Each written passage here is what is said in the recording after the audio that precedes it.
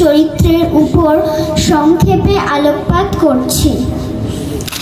সর্বকালের সর্বযুগের সর্বশ্রেষ্ঠ মহামানব সাইয়্যিদুল মুরসালিন আশরাফুল আম্বিয়া নবিকুল শিরোমণি নারী আন্দোলনের অগ্রদূত সাম্যবাদের মহান নেতা বিশ্ব মানবতার মহান শিক্ষক বিশ্বনবী হযরত মুহাম্মদ মুস্তাফা সাল্লাল্লাহু আলাইহি ওয়াসাল্লাম। রাতের শেষ ও দিনের শুরু এরকম এক শুভ মুহূর্তে আরবের মক্কা শহরে 570 খ্রিস্টাব্দে 12 রবিউল আউয়াল দুনিয়ার বুকে আবির্ভাব ঘটেছিল। নবীর জন্মের 6 মাস আগে আব্বা আব্দুল্লাহ ইন্তেকাল করেন। নবীর যখন 6 বছর বয়স তখন মা আমিনা ইন্তেকাল করেন। নবী এবার দাদু আব্দুল মুত্তালিবের কাছে লালিত পালিত হতে থাকেন। ভাগ্যের পরিহাস, নবীর বয়স যখন 8 বছর তখন দাদু আব্দুল মুত্তালিব ইন্তেকাল করেন। শিশু নবী দুনিয়ার বুকে এতিমে পরিণত হয়ে যায়। নবীর এবার দেখভালের দায়িত্ব নিলেন চাচা আবু তালেব। শিশু নবীর মিষ্টি ব্যবহার, সুন্দর ভাষা, অসততায় মুগ্ধ হয়ে আরবের আবাল বৃদ্ধ বনিতা আল আমিন ও আস-সাদিক বলে উপাধি দিয়েছিল। নবী মুহাম্মদ সাল্লাল্লাহু আলাইহি ওয়াসাল্লাম ছিলেন একজন আদর্শ শিক্ষক। তিনি ঘোষণা করেছিলেন, শিক্ষক এবং শিক্ষার্থী ব্যতীত আমার কেউ আপন নয়। জ্ঞান তাপস্যের দোয়াতের কালি, শহীদের রক্তের চেয়েও মূল্যবান। শিক্ষা হলো জাতির মেরুদণ্ড। শিক্ষা করা প্রত্যেক মুসলমানদের জন্য ফরজ।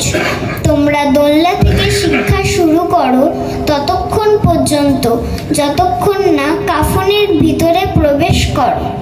নবী এই উপদেশ দিয়ে ক্ষান্ত থাকেননি, তার বাস্তব উদাহরণ রেখে গেছেন। আজ থেকে 1400 বছর আগে ইসলামের প্রথম জিহাদটি সংগঠিত হয়েছিল বদরের যুদ্ধে। এই যুদ্ধে মুসলমানরা জয়লাভ করেন, অনেক কাফের সৈন্যকে বন্দী করে নিয়ে আসে। পরবর্তীকালে নবীজি তাদের মুক্তিপণ হিসাবে 10 জন মুসলমানকে স্বাক্ষর করিবার বিধান দেন। সুতরাং এ থেকে বোঝা যায় শিক্ষার প্রতি কত গুরুত্ব দিয়েছিল।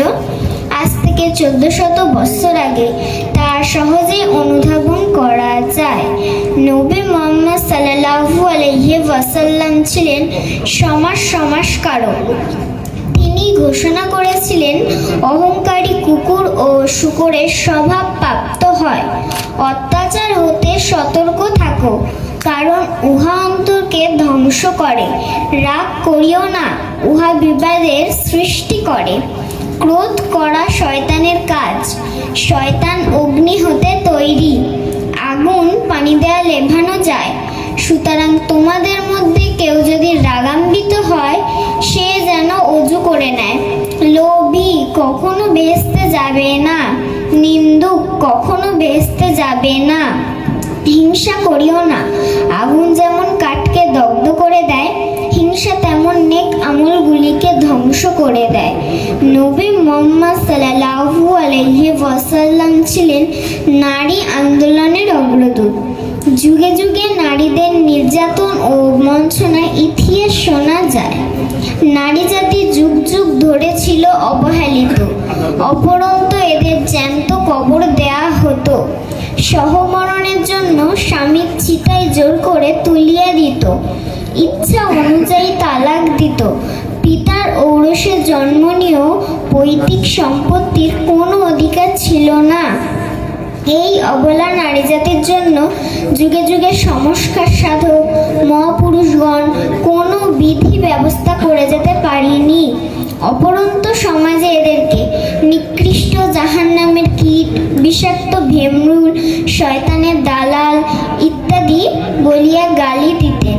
পক্ষান্তরে নবী মুহাম্মদ সাল্লাল্লাহু আলাইহি ওয়াসাল্লাম বলেন, যে ঘরে কন্যা সন্তান জন্মগ্রহণ করে আল্লাহ তাআলা সেই ঘরের মালিককে শান্তি বর্ষণ করে।